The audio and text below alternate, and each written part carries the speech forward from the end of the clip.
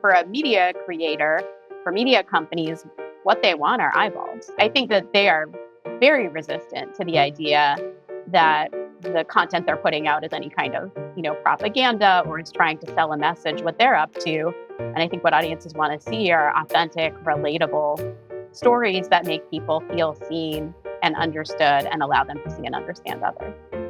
We already know what helps. Connection is the cure. It's our deep and meaningful relationships that give us hope and healing. Welcome to This Helps. I'm Marlon Morgan. Join us as we practice authentic and vulnerable conversations that inspire us to go deeper with the people in our own lives. Today, we're joined by a very special guest, Vicki Shabo, and guest co-host. You know her from the end of the episode, the segment Marlon Helps, and producer Andrea has been on there every time so far, offering her genuine pearls of wisdom, asking great questions, and showing us all up with her audio quality. Welcome, producer Andrea. I'm here on this side. It feels good. I love it. And you're in your natural habitat, your studio. Those of you who are watching, you can see this is certainly, we're very lucky to have Andrea. You can tell that just from the sound panels behind her. So, Andrea, would you mind just telling us a little bit more about our guest today? Yeah, we're so glad to have Vicki Shabo on This Helps. She's a national leader on paid leave and workplace equity, serving as senior fellow for gender equity, paid leave and care policy and strategy at New America. Vicki also leads the Rescripting Gender, Work, Family, and Care initiative, which works to shift cultural narratives, especially in Hollywood, about caregiving, work, and gender. Thanks so much for having me. Thank you so much for being here. Vicki, where are you coming to us from? You're on the East Coast, is that right? I am coming to you today from Washington, D.C., right downtown, around the corner from the White House. Well, I think that's the ultimate flex. So nobody's going to top that. That's interesting because you work for the New America Foundation. I do. Yeah. Tell us what that is. New America is a 501c3 nonprofit, nonpartisan think tank that works on a lot of different issues around technology and families and security, all kinds of things, education, and works on developing solutions and fostering dialogue and narrative change in pursuit of a better America.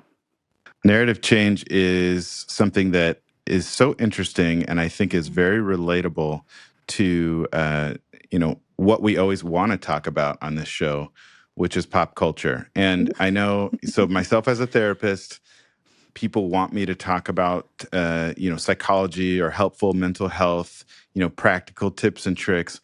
All I ever want to talk about genuinely is like pop culture from 1993 to about 2007. That's like a sweet spot, and it makes me feel good, like kind of like at a trivia night or something. But I also, anytime I get the chance to learn something about pop culture and be actually current, someone like yourself, I was reading some of your articles, and you, through your job and through being, people might think, Vicki's a scholar. She's has all of this education. She's in Washington, D.C., she's changing the way we think and feel about certain things for the better. She's definitely helping, but I don't think they're going to make the connection between you and Shonda Rhimes quite as much as when they start to read some of your recent work. Thank you. Well, I think the link between what happens in the policy space and what happens in the culture space is deep. And people can read the news and read news articles, read analysis, but you understand things in a different way when you see it portrayed through fictional characters on a television show, or see a documentary, or see unscripted reality TV, where people are dealing with the kinds of things that policy is meant to address. But there's lots of scholarship about parasocial relationships and how people identify with their friends on television. And I got really interested in that when I realized that there were limits to what we could accomplish in the policy space without shifting culture. That is incredibly interesting. I think a lot of us watch TV, for example, to sort of check out and feel like we're sort of escaping into, or even, recently, if something like the White Lotus, where you're set jetting instead of jet setting, and you want to just kind of come home and do and see something totally different than you saw all day typically. But you're saying there's an opportunity there to actually represent the characters in roles that will change society for the better? Is that, I don't want to put Well, words in your mouth. yeah, I mean, I think it's a couple of things. One is helping people see their own lives reflected on screen, letting them know they're not alone, that they, whatever they're facing in their life is replicated. And you can do that through talking to friends and neighbors, but it hits differently when you're seeing your favorite character on a television show dealing with whatever it is that you might be dealing with. Two, even if you're not dealing with the particular thing, you might experience empathy or understanding for someone on a show that's going through whatever the situation is. And this makes it sound like it's all very serious, but it could be White Lotus. Could be, like actually I'm only a little bit of the way into the current season of White Lotus, but there's these three women characters that have this like somewhat complicated relationship, Sure. but which is actually about work, like a career-driven person and a person who is focused on her family, and like what has that meant for each of them as people, and what have they missed out on, and what are they seeking. So that's like a deeper interpretation than maybe you might have a White Lotus, and it might be implicit. So the other thing that television does is allows you to, as some people say, like get your broccoli with your dessert. Mm. And so, seeing these things depicted on screen is, again, different than reading a news story. The Pit has been, a fantastic show that people are watching and talking about. It's dealt with a million different public health issues and a million different circumstances that people face in their lives around housing insecurity, around gun violence, around end of life decisions, around drug overdoses, like all of these things around what it means to be a working parent, what it means to have made reproductive health decisions. Yeah, like there's a lot. I feel like, and I liked The Pit, and I thought it was really well done. Obviously, so much time, effort, and went into acting is incredible. But every time I watched an episode, I felt like I had worked a full shift in an emergency room. I was absolutely depleted. But you kept going back, right? That's true. I needed to see what happened, but I also had to suspend some disbelief because, like, you're right. Every episode, and sometimes more than one sort of, I would say, like a didactic or like a really, they were teaching me a lesson, but I didn't quite know what it was until either partway through the episode or the end. And even at the very end, which no spoilers, it was kind of like, oh, well, see you tomorrow. Yeah. And so I was like, dang, I don't know if this is going to make people want to go into medicine or never, but I do, and I can see how almost everyone in society can walk away from watching that season and feel like I saw myself in there. I saw part of my life in there. It was a lot of real life. It was a lot of real life. But to your point, I always hear people who have been associated with Grey's Anatomy talk about how many young women in particular watched that show and then wanted to become doctors. So I think these things do matter. Who's portraying what characters matter. I think The Pit and Grey's Anatomy and other shows that have very diverse casts and have people from generally underrepresented backgrounds, Black talent, Latino talent, on The Pit, Filipino talent, on screens also helps people see themselves in a whole range of jobs that they may not see themselves in as readily in society. This is a question, I guess, for both of you, but do you remember the first time you saw yourself kind of reflected on screen? I don't have a great answer to that. Somebody else asked me this on a podcast about sort of what was the first show that I saw that really taught me something or made me think. And I came up with like the most embarrassing answer, which was General Hospital when I was great.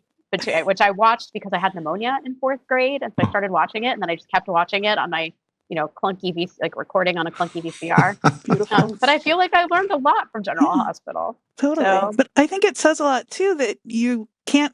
I think there are a lot of people who watch TV who can think of a lot of examples. And the fact that there's a certain kind of person who can think of a lot of examples. And then for some of us, it's not so easy. And so you highlighting how important it is to have those diverse casts. And yeah, I mean, I even think about shows, this is totally dating myself, but a show like The Facts of Life, which had, four girls living at a boarding school. I did not go to a boarding school, but Vicki, I am so excited that you brought this up. I don't want to interrupt you, but I just want to say, please continue. I mean, I appreciated that show had 4 different types of girls, and one of them was really smart. Mm-hmm. And, I liked seeing sort of that. And honestly, I mean, this is even silly. This is stupid, but Joe had, brown hair. The Nancy McKeon character had brown hair, and you always think of blonde girls as pretty and sort of popular, but Joe was a very appealing character.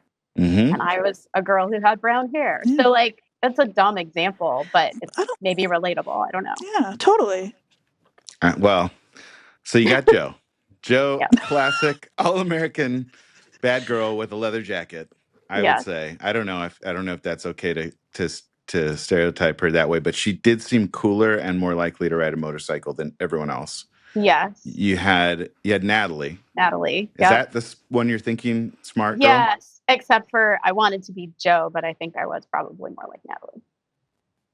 I feel like that combo is great. I don't think there's not too many that saw Blair and really wanted to be like Blair. Right. I think, and then the fourth, who was the fourth? Kim Field. Tootie was, I think, her name. Yeah, Tootie. So, and then Mrs. G, right? Yeah. Mrs. Garrett. She always had, she was like the Mrs. Belvedere of that show. She would always have infinite wisdom for all of their situations. But you're saying that you saw, that's an interesting example because you saw Joe, wanted to be Joe, probably felt more like Natalie, but the combination of them, how much. And that Blair, in sort of pop culture or whatever, the blonde girl was always the coolest, but Blair, as you say, was not particularly cool. No, she was sort of transparently shallow, and she was like the Blanche Devereaux of the. Yeah. I feel like how I was just thinking about this actually. How similar is the Facts of Life to just fast forward 35 years later and it's Golden Girls? Because you have Mrs. G, you have Ma. Mm-hmm. You have Rose. Who would Rose be? I'll do this the whole time, Vicki. I was gonna say. I don't know. I've never really thought about this comparison before. Oh no, this isn't something that keeps you up at night. No. I was actually thinking you were going to go to fast forward from the Facts of Life to the Sex Lives of College Girls. Well, if I had seen it, but why don't you fast forward to that for us? How are those shows similar or different, or are they build on each other? I mean, I don't have anything deep to say here, other than one thing I really loved on the Sex Lives of College Girls, to the point of what do you see on screen that affects you, was the labor strike that they had. So they had a character who protested working conditions for dining hall workers. They had a protest. There was one of the girls' moms is a senator, so she comes and stands outside the protest. There was also an attempt to unionize the coffee shop on this show. So I appreciated those sort of pro-labor messages that the audience might not otherwise be seeing. As I did a little bit of research and was considering what your job actually is, and I started to think would I even be the same? How would we all be different without the influence of media? I don't know. What do you think? I don't know, but I do know that the person I think I was felt closest to as far as TV friends, the concept you mentioned earlier, would have been Arnold from Different Strokes, played by the wonderful Gary Coleman. But yeah, just being kind of small and chubby, and I'm a fourth Black, but most people don't realize that. So I kind of just was like living through him on that. And there was just like some great lessons about him dealing with the gooch, which was a invisible bully, if you remember that. But yeah, I think that helped because as an only child growing up, all I really had in a fairly constantly changing environment that was consistent, very consistent. My mom loved me. She did her best, but she's a single mom, two jobs, going to school. But the things that I had that were consistent for me were TV and food. Interesting. Yeah. Well, I was also an only child, Oh, and really? yeah, found a lot of parasocial friendship in these TV characters, which is I think Totally. why I love General Hospital. As Do a you still kid, love it? no, I stopped watching it in college, but I Okay. recently went to an event in Los Angeles to celebrate the first Black hour-long soap opera called Beyond the Gates, which just started, and it was unbelievable. And that's a CBS television show, but it was unbelievable how many people talked about General Hospital at that Like as event. like it inspired them to be Yes. getting to this point. Yeah, it was like I hadn't thought about General Hospital that much in years, and it was very remarkable the influence that show has had on daytime television and on other people who are affiliated with daytime television. Did it give you a place you could feel more proud of your love for the show? A little bit. I felt like in camaraderie with people. So, actually your question of what would we have if we didn't have entertainment stories, like in some ways these bind us together. They give us a common frame of reference. They allow us to situate ourselves like vis-a-vis the shows and each other. And I guess that's powerful in some ways. Some part of me, I didn't ever get to this, but part of me feels like the idea of rescripting is so helpful, but also I felt kind of nervous that like, are people trying to change the way I think when I'm watching my favorite shows? And not that I think for you, it's pretty clearly out of a positive motivation, but I mean, it can't all be positive. It scared me. Interesting. So you'd have to ask people who are creating these shows, but my strong sort of sense is that the people that are writing television and the people that are greenlighting television, they're there to tell compelling stories that are going to get audience eyeballs. So, for example, we did an audience research study. We're actually in the field with another one right now with a firm called MarketCast, looking at what it is that audiences want to see on screen and what it is they're seeing now, what they want to see on screen. And the goal of that is both to understand the substance, but also to make the case that the stories that we want to see, stories where women and men, people of all genders, are both working and providing care to loved ones and are able to do both, are proud to do both rather than apologizing, are looking for and finding solutions to the challenges that they're facing, are finding support in their communities and among their coworkers, that people want to see these stories and they will be attracted to watching shows that have these stories. And for a media creator, for media companies, what they want are eyeballs. And so, I think that they are very resistant to the idea that the content they're putting out is any kind of, propaganda or is trying to sell a message. What they're up to, and I think what audiences want to see are authentic, relatable stories that make people feel seen and understood and allow them to see and understand others. And reading some of the research that you all have done in polling people on what they want to see and who they want to see on screen, it felt somewhat counterintuitive in some ways because I feel like my thought, anyway, with the whole idea is that we would want to escape from anything that even resembles regular life.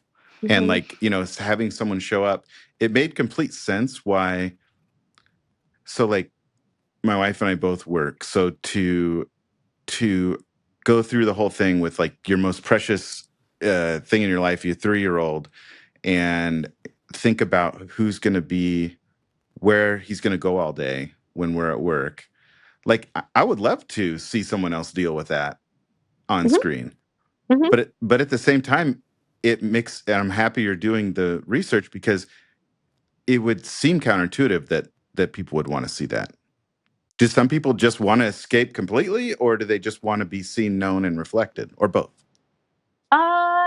I'll know more about that after we get the most recent round of research that we have. We can, we can chat more. Mm-hmm.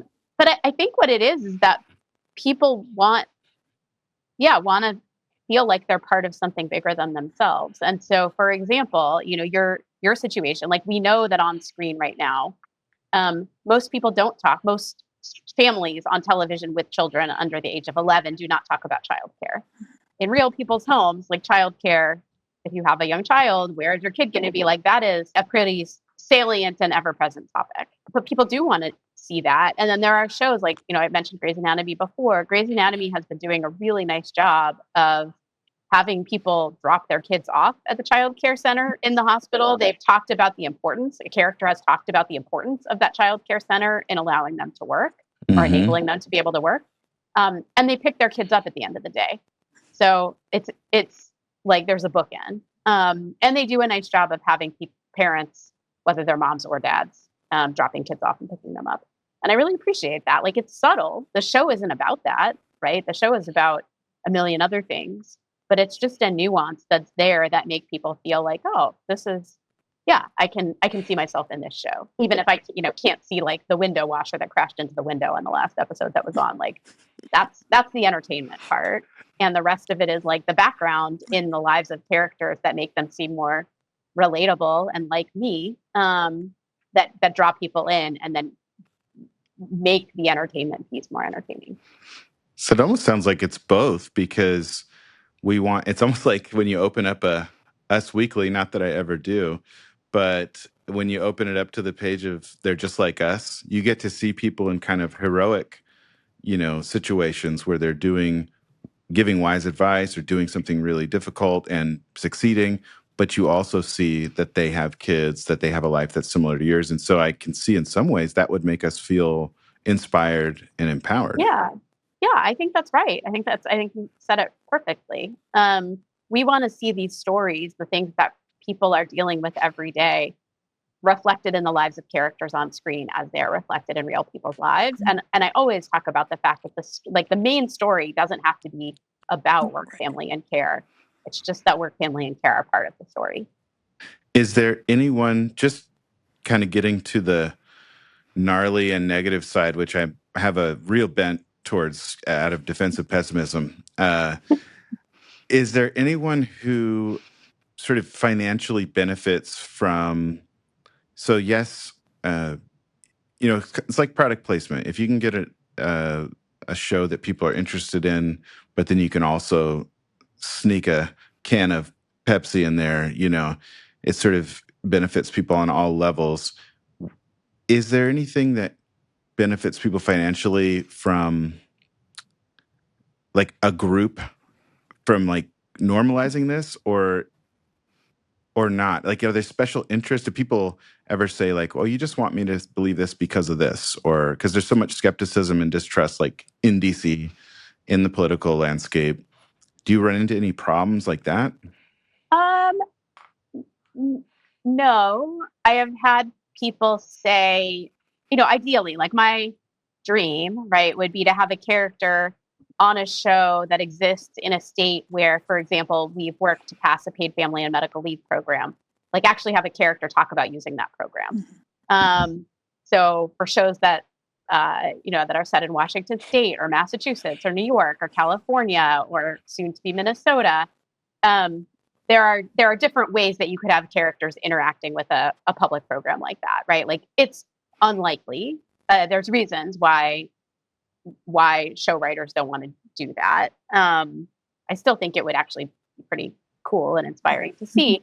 But, I've had people say, well, these policies are super controversial and that's polarizing and we want things that are relatable for everybody or appealing to all audiences. And then it's very easy to point to poll like 10 years of polling data, not with audiences, but just like with people in the United States, showing that paid family and medical leave, for example, is an overwhelmingly popular, overwhelmingly supported policy across party lines. And it actually does bring people together.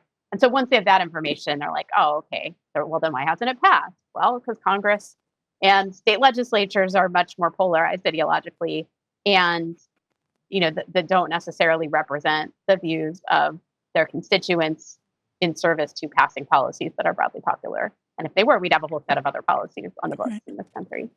This is going to be totally polarizing, what I'm about to say, but it seems like common sense to me that lives are better when people can take time off to spend with their family. Yeah. The only thing in my mind, you talk about special interests, the only thing I could think of is if I was like a greedy billionaire that, not that those exist, but I just feel like, I mean, the only way I could see not passing something like that is if that person was involved, maybe doing some lobbying or something like that. Well, I mean, I think you have a few reasons. I'm often asked, like, why don't we have a national paid leave plan in this country? And I think there's a few reasons for that. So you have some concerns among smaller businesses that they won't be able to do the work they need to do if they're losing employees. You have larger businesses that don't want government telling them what to do. And you have traditionalists who don't actually believe, like, even though the paid leave policies we have fought for include people of all genders, dads and moms, and all parents and caregivers for all older people, et cetera. People, there are some people who think that women's jobs should be to stay home and provide unpaid care to loved ones. So those are kind of like the three barriers that exist. The good news is that in states where paid leave policies have passed, small businesses actually benefit because a public social insurance program is compensating the workers that are out so that the small business can do what it needs to do to cover the work. There's lots of data on that. Yeah. Not necessarily true that if we offer something like that, then everyone's going to go out of business. Right. And for larger businesses, like, there are ROIs on productivity and reductions in presenteeism and goodwill, like all sorts of other things that improve retention and keep people in the workforce and happier.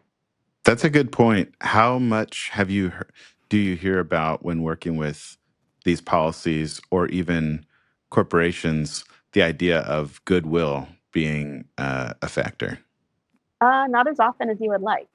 Like, I think the emphasis is more on the bottom line, and we have good evidence to show that paid leave improves bottom line. Hope everyone's listening. I know every single one of the top Fortune 50 company CEOs are listening right now, and they're probably like, you know what? I should have thought of this. Their shareholders are on board. How often, Vicki, are you seeing this play out in real life? Not necessarily asking you to like name employers or anything like that, but just your own experience. Like, do people ever say like make you feel guilty or like think that as a woman you're doing a job? I mean, I don't know if you're open to sharing, but do you have kids or? I do. Yeah. I have a 17-year-old. And actually, I got into advocating for paid family and medical leave because, and I've talked about this before, I was a lawyer at a big law firm here in DC. I actually showed up to my job. I had been a summer associate at that firm, had gone to do a federal clerkship, and came back to the firm, and I was halfway through a pregnancy. And they couldn't have been nicer, like super supportive, no problem, right? So that's like a very unusual circumstance, and I was very grateful for it. I got to the end of the pregnant, got to 39 weeks and had a baby a little bit early, and had 4 months of fully paid leave. And in fact, it got extended. It was supposed to be 3 months. They added another month of leave while I was on leave, applied it retroactively to the lawyers that had been out in the previous year.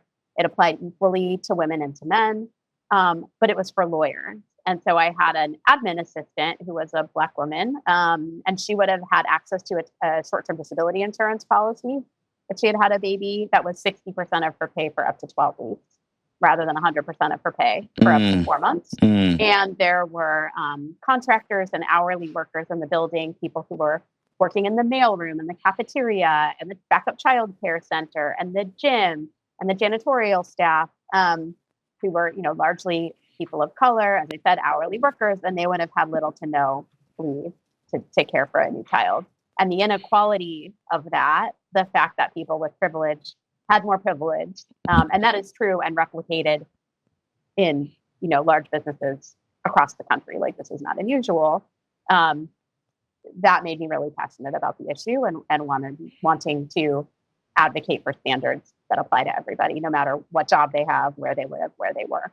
So it was actually like you experiencing a privilege or something that other people weren't getting that motivated you to sort of start this, for lack of a better word, fight for people to get more. Well, to be clear, I joined a fight. Like, the fight had been going on since 1993, but I had the privilege of then going to an organization called the National Partnership for Women and Families, which had previously been called the Women's Legal Defense Fund, which led the fight to pass the Family and Medical Leave Act, which is the unpaid leave law that we have in this country that was passed in 1993, which was transformational in terms of workplace cultures, and yet provides only unpaid leave. It only applies to about 56% of the workforce.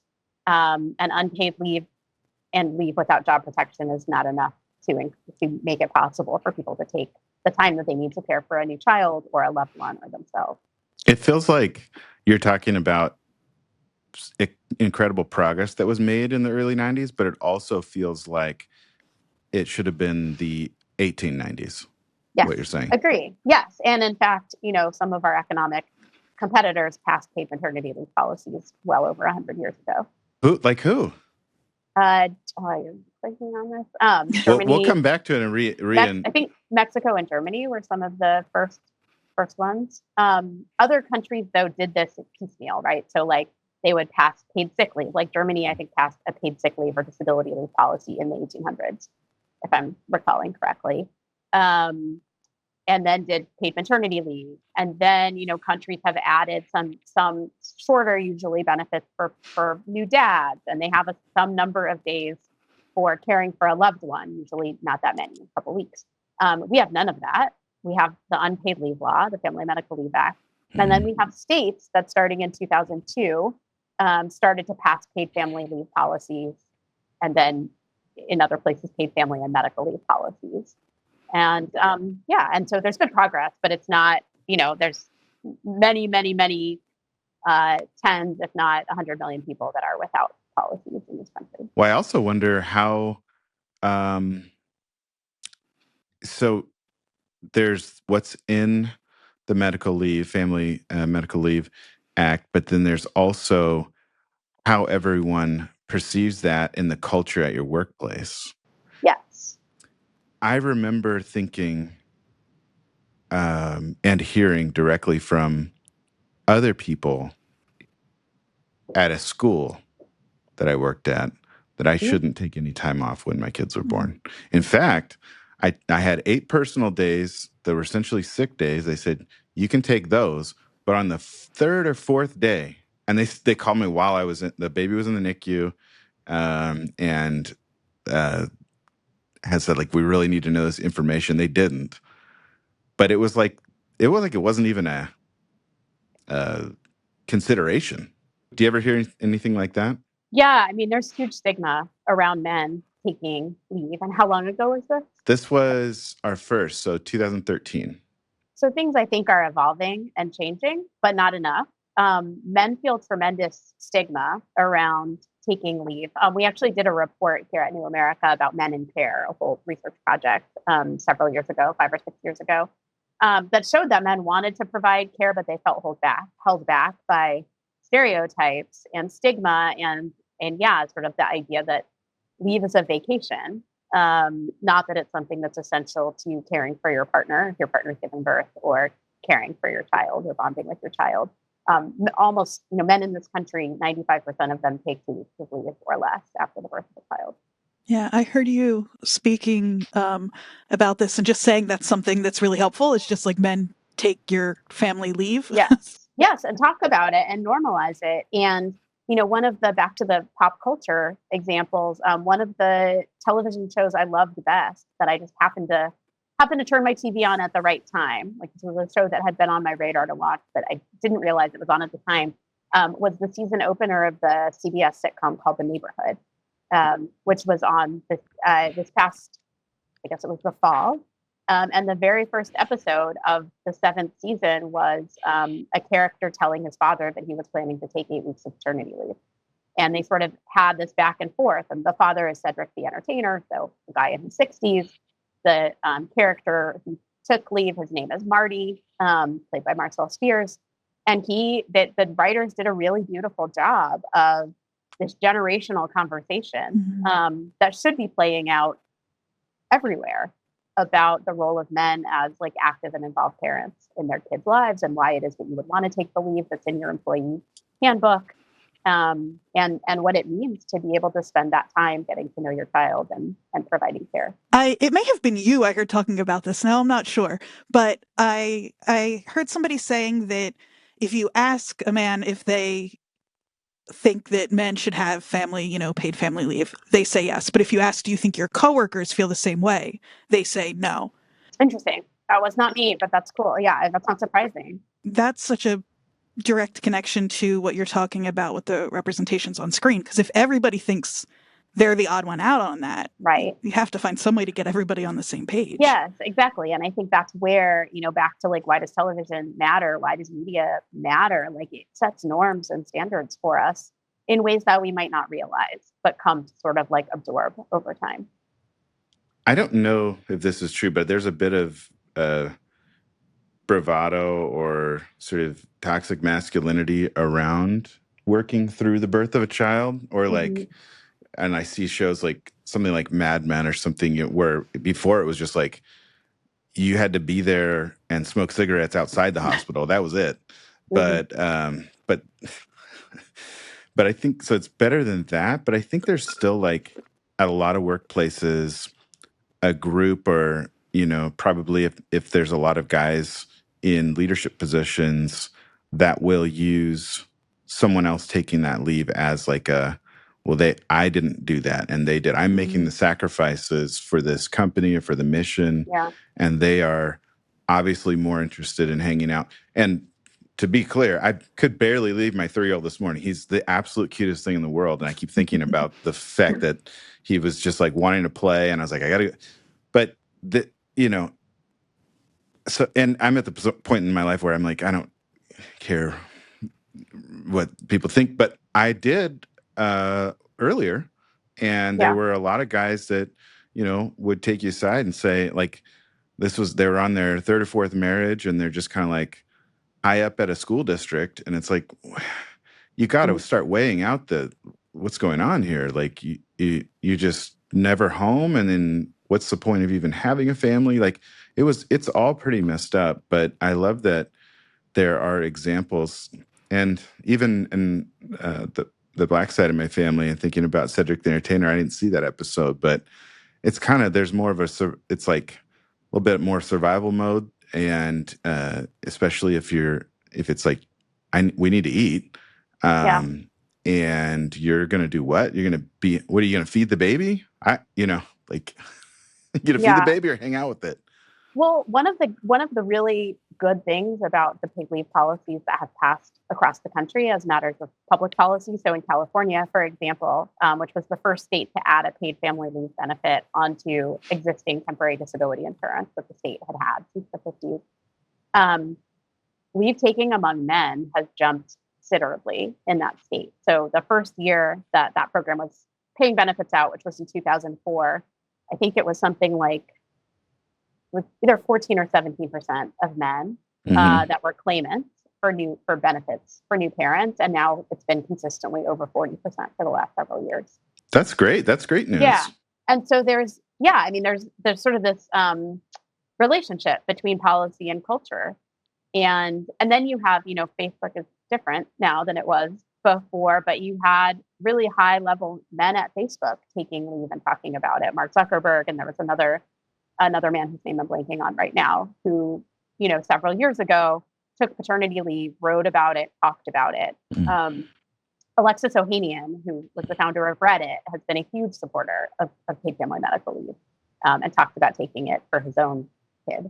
And obviously these are wealthier people with a lot of resources, but it does sort of start to change, or should start to change, some of the underlying stigmas and biases that we have. That's a great point. I think the behavior of people who could do anything they want at this point but still choose to spend time with Mhm. family does go a long way, and is a great, can be a really helpful and empowering example. So, Yeah, but to your point, like it has to trickle down to managers and to coworkers and other people who are going to support you and not make you feel bad for using a policy that's on the books, and then band together to advocate for policies where they don't exist.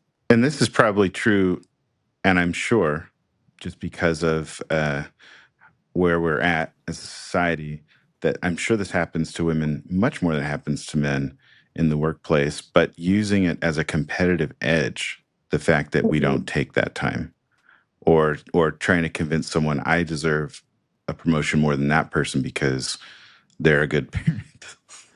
Yeah, I mean, I'm sure this happens. I don't hear about that as much as just hearing about people not having access to paid leave in the first place. So only 27% of workers in the US have paid family leave at their jobs. And lower wage workers are like 10 times less likely. The lowest paid workers are 10 times less likely than the highest paid workers to have paid family leave at their jobs.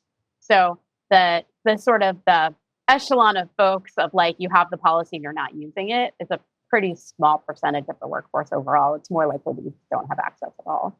And you're cobbling together vacation days if you have them or sick days, facing the circumstance you talked about, Marlon, where you take a couple days and people are bothering you and you're worried that you're going to lose your job.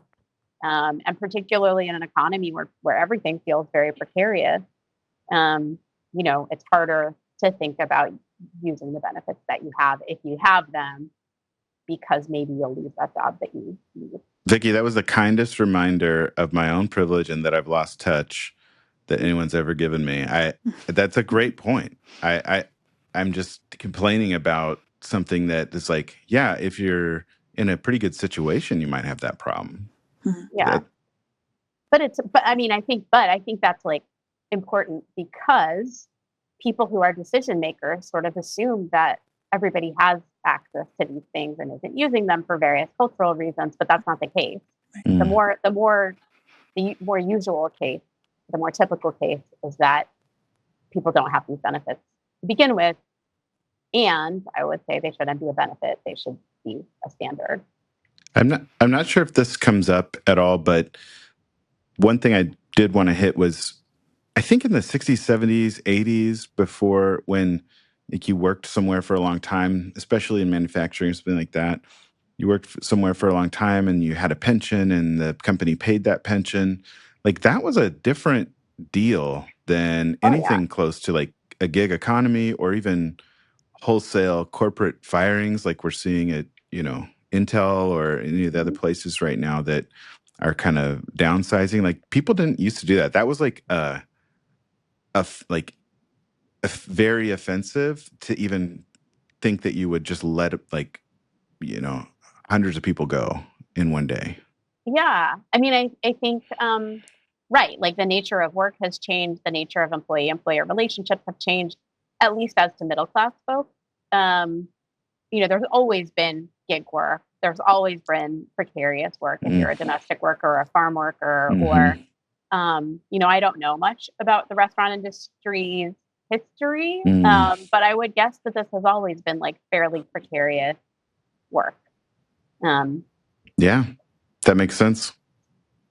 Another reminder of, thinking that, reading a book and thinking maybe I understand something, but then, and this, I can't understand everything, but this is really helpful, the work that you're doing. I'm incredibly appreciative that you are here doing this, that you're, and I don't know how often you make it out. We're in Southern California, or I'm in Southern California. I'm not sure how often you make it out and actually consult with some of these folks making the shows that, with the rescripting initiative.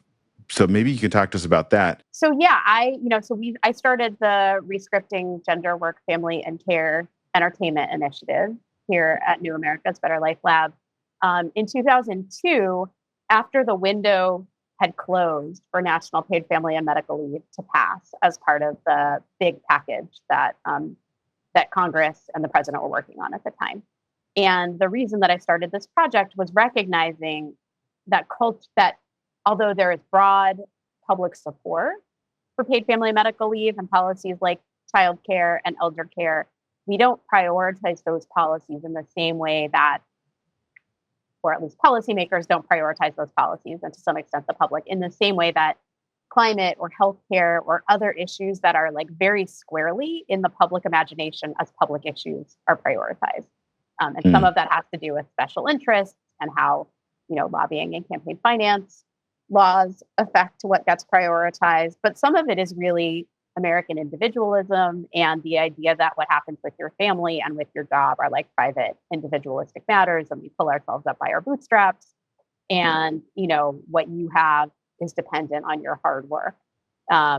Whereas in reality, what you have is very driven by systems that are outside of your control, systems that were designed to perpetuate the free market and to provide a lot of freedom to employers, and systems that have built-in gender and racial and economic inequities.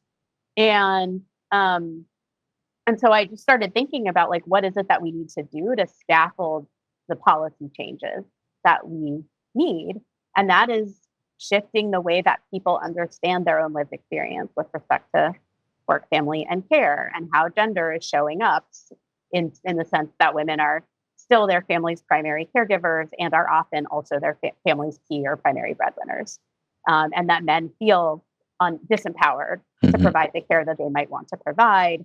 And that we are constantly apologizing or hiding the challenges that we're facing with respect to work, family, and care, rather than asserting them as a strength or as part of what makes us human or part of what helps us connect to other people. Or what we value.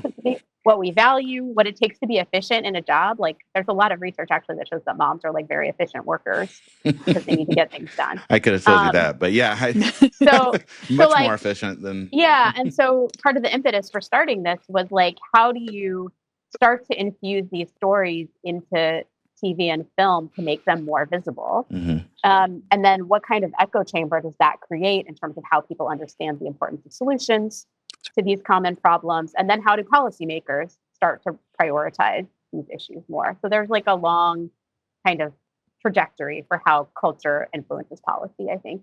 But anyway, I think I started this project in 2022. And to answer your question, I'm out in LA pretty frequently, not necessarily consulting with specific shows, although I'd really like to do more of that. But the industry is, and as the industry is continuing to evolve, would love more opportunities to do that. But I've been doing a lot of virtual and real life presentations to groups that convene writers and showrunners. So did 2 events with the Television Academy last year, one on the foundation side and one as part of the Television Academy Inclusion Summit. Did a panel at a conference sponsored by an entertainment publication called The Wrap. Have done, roundtables for groups like the Writers Guild and the Directors Guild virtually. And actually I'm doing an event in New York next week that's co-convened by the Writers Guild East and the SAG-AFTRA Foundation. And so just getting in front of people who are thinking about the stories that they're telling and having intentional conversation about the lived experiences of the characters that they're bringing to life. That's got to be so helpful. Have you had anyone reach back out to you and say, "Hey, I was thinking about putting this in," and I have actually. Yeah, it's been really fun to read scripts and to talk through characters and storylines with folks who are writing movies or television shows, and just trying to the people often think about these as no-brainers, but that means that they're also not necessarily thinking intentionally about what would make their story richer or more authentic. And as soon as the light bulb goes off, they're like, "Oh yeah, okay, cool.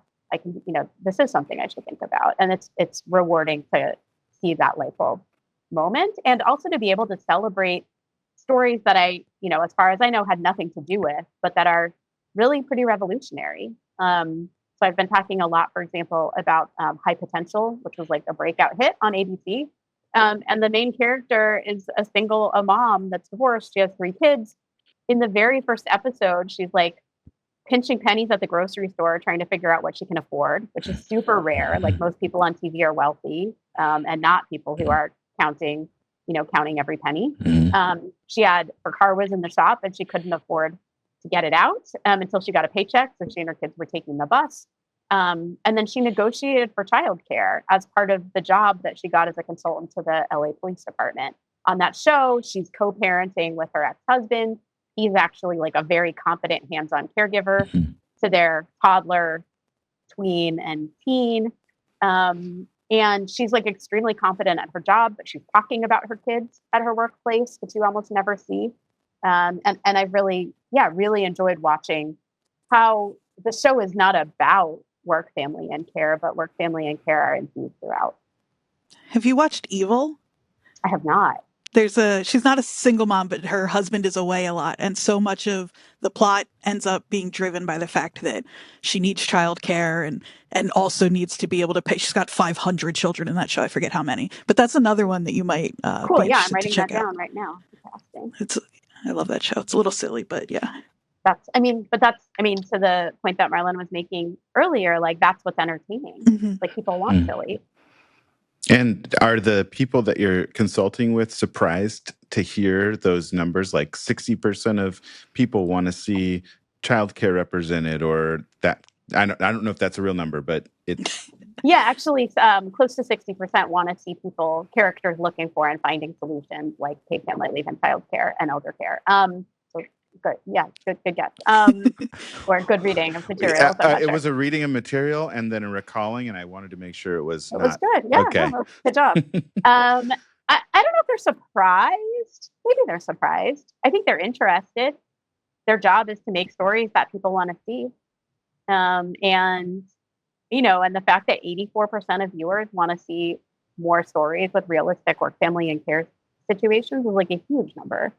I wonder, and I had been thinking this whole time, I wonder if, for example, a writer or a showrunner like Mike White, and I just watched White Lotus, so it's like fresh in my mind. But there are a lot of it's dark, but then there's some like great life lessons, and can't say how it ends, but I don't want to be that person. But even the group that you talked about of the three women that have been friends all their lives and come in kind of, a lot of it is about comparing their lives to each other's lives and thinking that not necessarily, one person has something that the other doesn't.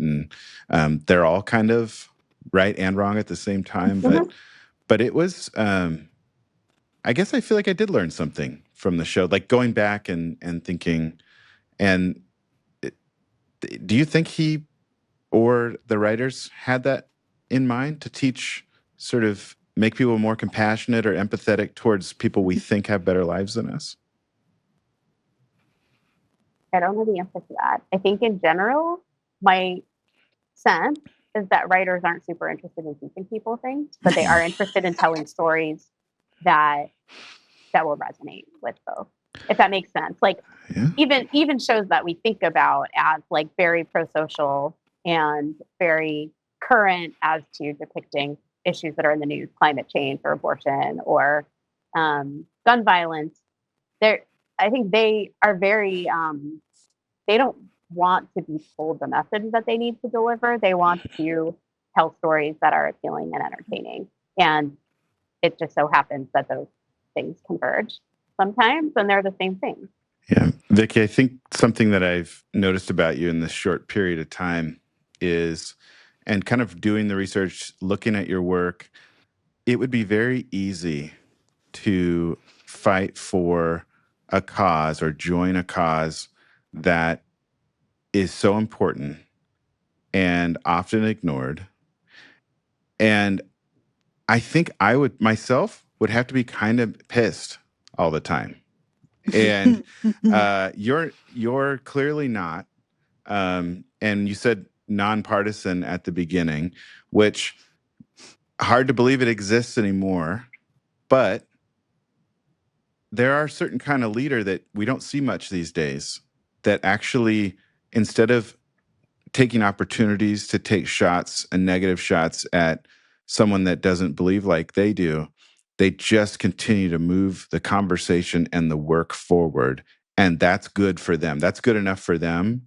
And it's going to have so much more impact in the long run. That's what I see you doing. And I want to tell you, thank you for doing that.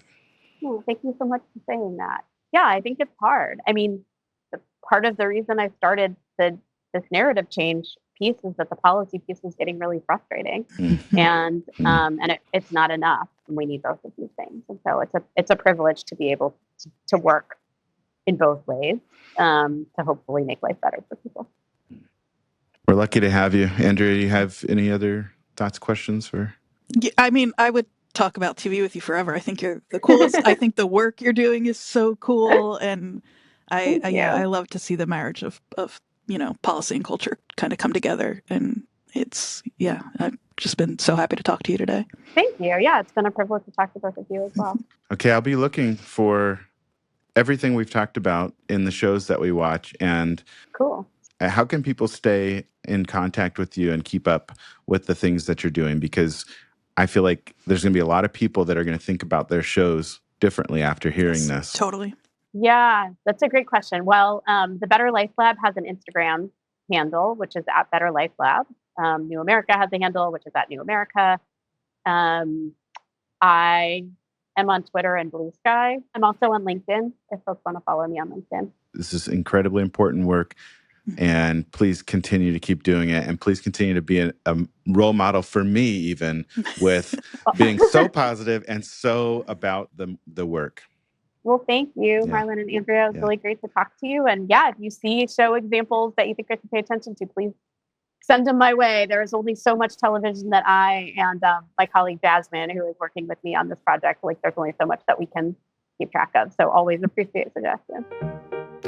Welcome to Marlon Helps, or at least tries. We thought it'd be fun to start with, what is your favorite caregiver parenting relationship representation on TV or in a movie? Favorite caregiving would have to be 1990s John Hughes classic, Uncle Buck, in which John Candy plays cooking our garbage, starring Macaulay Culkin, which Andrea just rattled off that iconic line of "he's cooking our garbage." His name is Buck Russell, and parents have to go away, and the dad has to call his brother, which is John Candy, Uncle Buck, to come watch their kids in the middle of the night because they have to go away for a family emergency. The wife clearly hates Buck Russell, a.k.a. Uncle Buck, but feels desperate and they need someone to watch their 3 kids. And enter a hilarious uncle who's been trying to stay unmarried into midlife and has, essentially they all learn something about life. The caregiver is learning just as much as the kids. That's my answer. Yeah, I don't know that I'd call him the most. This wasn't the question. The question was favorite, but the most positive example. I don't know that Vicki would necessarily be holding him up as a great example, but I love his willingness to get in there with the kids and be changed by them. Yeah, but I mean, to hear me out, Uncle Buck apologist. No, I'm on your side. Okay. Hear me out. I think Vicki would like it because the story is about parents that have to work so hard to maintain their current lifestyle that they now are relying on someone, arguably a nicer, cooler person who they don't like, to come in and teach their kids things they weren't able to teach them. It's a really good point. All right, you swayed me. She'd love Wonderful. it. Great. Wonderful. Yeah. Andrea, do you have a favorite? My number one favorite is Keith Mars, Veronica Mars' dad from the show Veronica Mars. Private detective, single dad, doing his best. He and Veronica have a good, healthy relationship for the most part, where she talks to him and isn't always afraid to tell him things, and he lets her fight and solve crimes, which is pretty cool.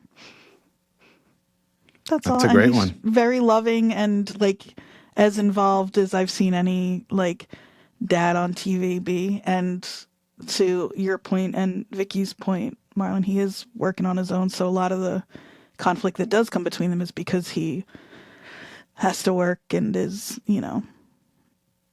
making ends meet all by himself. I love it. Hannah?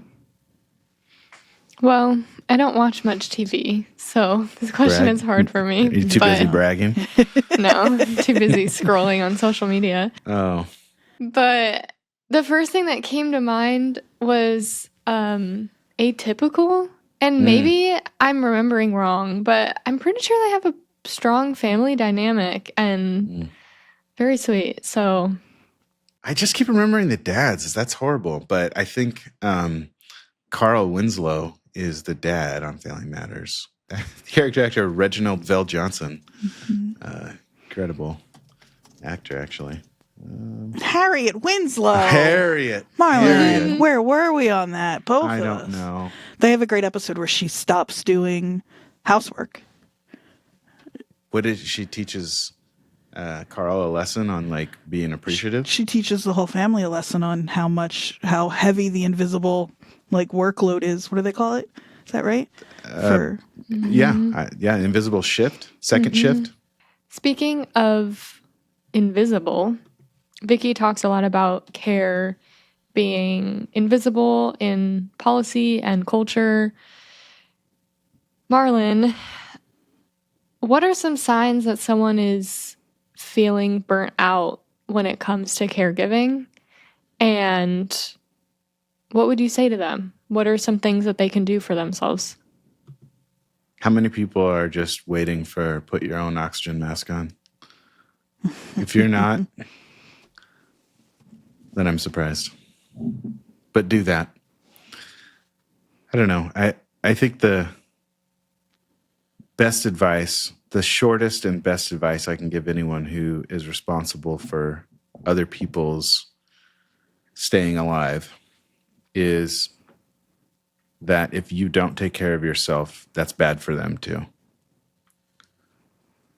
Treat yourself with the same love, kindness, and respect that you would them, the people you love, and think you're taken care of, because sometimes when we ignore ourselves, we're actually just ignoring the things we don't like in our own life and focusing on everyone else. And honestly, the way that goes with our mental health, that kind of makes us feel resentful if we're always taking care of other people and then we expect them to do the same thing quietly. So we end up being like quietly resentful. So make sure you, obviously, if your kid is 2 or you have kids under 5, there's not going to be much balance there. You pretty much have to, you probably will feel resentful because they need you for everything. And there's no amount of, even with all the cuteness, there's still tons of poop involved. So just remember that you're important, and you got to make sure you don't end up in the situation where you didn't take care of yourself. And then you, honestly, as humans, we just blame it on other people when we start to do that too. We're like, well, I just did all this and you didn't do it. And you don't want to become a persecutor, or, we go through helping, and then we get pissed and then we get angry. So helper, persecutor. But if you can stay somewhat grounded in the middle, valuing your own time and stress level, doing whatever you can to have a balance. If you like walking, try to walk, even if you have to make a call during that, or anything you can do to take little breaks. I realize too, one of the hardest things for me is to actually like eat food that makes me feel good and not absolutely terrible. And when I'm able to do that, which is not always, I'm surprised at how much better I feel and how much more enjoyment I get out of the taking care of people. Even just reminding yourself that that's like a baseline to start with before you reach for whatever garbage, right? Yeah, just kind of. But like, is that like setting a reminder? Is that throwing out all of the like Haagen-Dazs rate for you, or whatever it is for whoever? It's hard because my wife has a metabolism that's different than mine, in that I don't even know if it's a metabolism. I think she just has more self-control with food. And so she will buy. I never used to buy candy. Like the idea of I didn't really understand there was a full aisle of it in like a regular grocery store. Because like, why would you do that? I would just feel absolutely horrible all the time. But she, is able to eat some candy, not all the candy, or ice cream or something like that. So I think it's making agreements with the people around the house, just telling them why you're doing it, because you can't just go in. I've tried this, go in and throw away all the stuff. And people get pretty pissed because they don't understand, or, it's offensive. I'd be offended too. But at the same time, the reason I don't want to eat that stuff is so that I live longer and get to hang out with them forever as much as possible. So just explaining it, having people on your side. Don't just try to do it on your own if you live in a house full of people. But if you live alone, don't buy it. I never understood, too. I think I'm so into immediate gratification that unless I'm going to buy the candy and eat it while I'm shopping, I'm just like, who cares? I don't. What? I think about this for later. Yeah. I'm just planning my binge for later. I'm not. What's that going to do right now? I don't want to. It's like extra work to buy candy. It's like, I don't know, man. Fascinating. Yeah. Yeah, I mean, I think that's whether food is the thing or not. I mean, I know that started being about like when I eat food that is nutritious or whatever, I feel better and am more, and that's a way of taking care of yourself. But there are a million other examples of that, right? For me, it's that I never go outside or see sunlight. And so setting up against some sort of like, I don't know what would convince me to do it, but figuring out what that thing is for you and a way to do it, right? It sounds like is what you're saying, and then just kind of do it. Is it that easy? Mm-hmm. No, I don't think it is that easy. You kind of have to do the work. You have to like be sad about, like, think about what it would be like to have an interaction where you're just in such a bad mood or you're not enjoying family time. You have to really like go through it and allow yourself to grieve what you're losing in the moment, because otherwise we'll just ignore it, stay on a screen, eat some food, and wait for the next problem that has to be dealt with versus like be proactive. I keep thinking of this conversation I once had the chance to meet Dr. Dan Amen, who always talks about eating well and eating to kind of feed your brain, the Brain Warriors cookbook and all that. And he's inspiration and changed my life forever. But he's like weirdly incredibly popular on social media now as like I think he's like 70 or something. But so props to Dr. Dan Amen. I think he's at Doc Amen on Instagram. But he kept telling me, I had lunch with him one time, which was like, I don't get self-conscious that easily, but with what he ordered, it was like the most plain chicken breast vegetable. It was not on the menu, I could say that. It was very specific. And then he kept talking about eat food that you love but also loves you back. And I'm like, those aren't the same thing. Like, I don't know if I just have like an abusive relationship with how food treats me and what I actually want, but I had to really explore what that relationship is. Yeah, I think a lot of self-reflection. That's what I'm hearing in what you're saying. Yeah, I guess it's true. Nothing will make you reflect more like your kid being disappointed that you're too tired to do something.